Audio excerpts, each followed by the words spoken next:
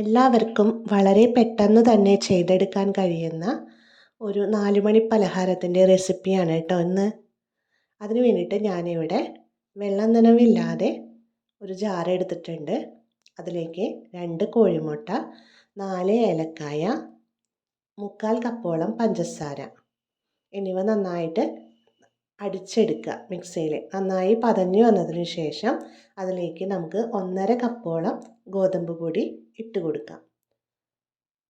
Baking soda ഒരു 1/4 teaspoon, ലേശം ഉപ്പ്, മധുരം നമുക്കൊന്ന് ബാലൻസ് ചെയ്യാൻ വേണ്ടിയിട്ട് നമുക്ക് കുറച്ച് ഉപ്പിട്ട് കൊടുക്കാം.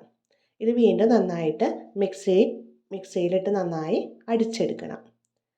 അപ്പോൾ നമ്മുടെ ഇഡ്ഡലിയുടെ മാവൊക്കെ ഉണ്ടാവില്ലേ, ആ രീതിയിൽ വേണം മാവ് ഉണ്ടാവാനായിരിക്കും. നല്ലോണം ലൂസായി പോവരുത്, അങ്ങനെയാണെങ്കിൽ ഇത് നന്നായി ഒട്ടിപ്പിടിക്കും.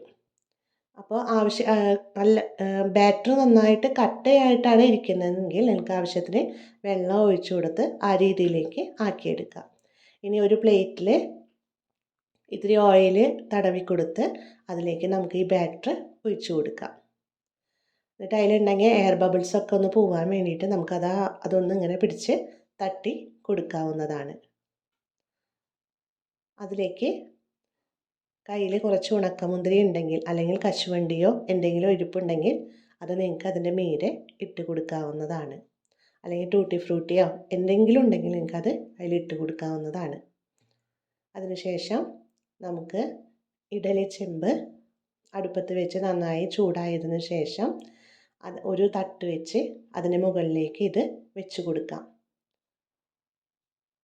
10-15 മിനിറ്റ് നന്നായി ചൂടായി കഴിഞ്ഞാൽ നമുക്കിത് തുറന്ന് നോക്കാം.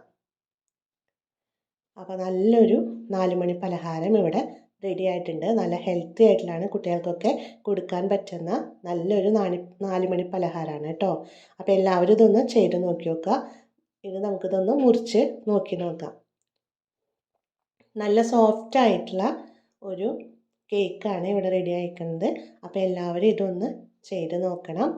ഇഷ്ടമായെങ്കിൽ ലൈക്ക് ചെയ്യുക, ഷെയർ ചെയ്യുക, സപ്പോർട്ട് ചെയ്യുക. അപ്പോൾ എല്ലാവർക്കും ഒരുപാട് താങ്ക്സ്.